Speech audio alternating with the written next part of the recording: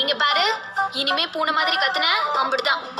அப்ப புலி மாதிரி கத்துட்டா உன்னை எல்லாம் திருத்தவே முடியாது. இப்ப நான் திருந்தி திண்டுக்கல் மாவட்டத்துக்கு சிஎம் ஆக போறேன். அதெல்லாம் இருக்கட்டும், உங்க வீட்டுல பெரிய கலவரமாமே. அதெல்லாம் ஒண்ணு இல்லையே. உங்க அப்பன் துப்பாக்கி எவனோ தூக்கிட்டானா? ஐயோ, உனக்கும் தெரிஞ்சு போச்சா? வீட்ல இருந்த துப்பாக்கிய எவனோ தூக்கிட்டு போயிட்டான். எங்க அப்பா பயங்கர டென்ஷன்ல இருக்காரு.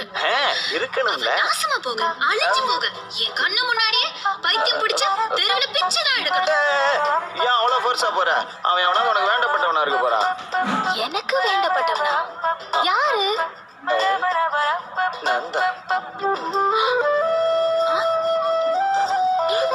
இந்த பிச்சைக்காரன் தொல்லை வேற. பேபிமா, சரி, யாராவது பார்த்தா தப்பா பேசுவாங்க. ஒரு கூல் ட்ரிங்க்ஸ் வாங்கி கொடு, குடிச்சுக்கிட்டே பேசுவான். கூல் ட்ரிங்க்ஸா? மரியாதையா போய் வச்சிரு, இல்ல நானே போய் எங்க அப்பா கிட்ட சொல்லிடுவேன். போய் சொல்லு. அந்த ஆள் வச்சு அடிக்க வந்தா சும்மா விடுவாங்களா? அதான் தூக்கிட்டேன். ஆளு வச்சு அடிச்சாரா? எதுக்கு?